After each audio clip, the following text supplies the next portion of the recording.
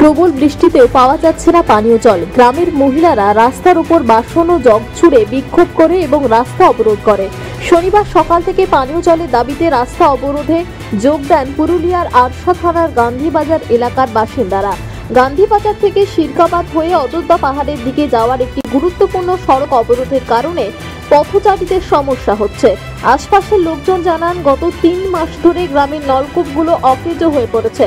টানা বর্ষণে পানীয় জলের অভাবে গ্রামবাসীদের নানা সমস্যায় পড়তে হচ্ছে।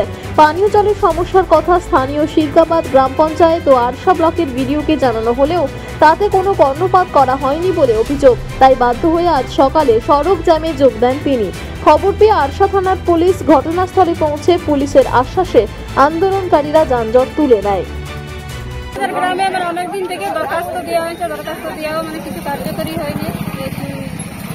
কটা নলকূপ আছে, দুটো পাড়া আছে, দুটো পাড়ারই নলকূপ আমাদের খারাপ আছে। আমরা জলের অসুবিধা আমাদের না, আমরা রাখবো যদি না সারিয়ে দেয়, যদি না সারিয়ে দেয় তাহলে আমরা রাখতে দরকার।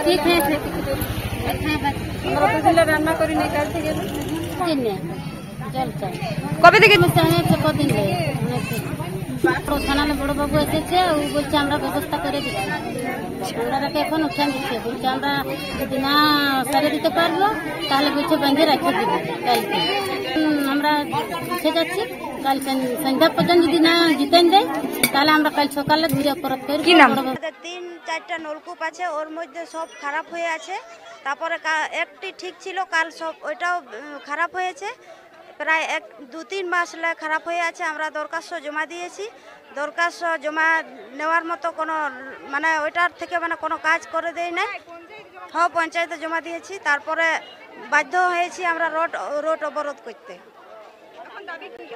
জল চাই, নলকূপ চাল খারাপ হয়েছে, ওইটা যেমন সারাং দেয় ওইটাই। পুরুলিয়া থেকে আনন্দ বিহারীর রিপোর্ট, টিভি নিউজ পেন।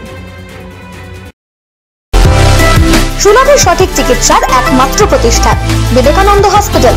24 ঘন্টা emergency service, blood bank, trauma care. আপনাদের সেবায় আমরা তৎপর। গুণমান ও পরিষেবায় দুর্গাপুর বিধাননগরের ডক্টর জাকির হোসেন এভিনিউর বিবেকানন্দ হসপিটাল শিল্পাঞ্চলের মানুষের মন জয় করেছে।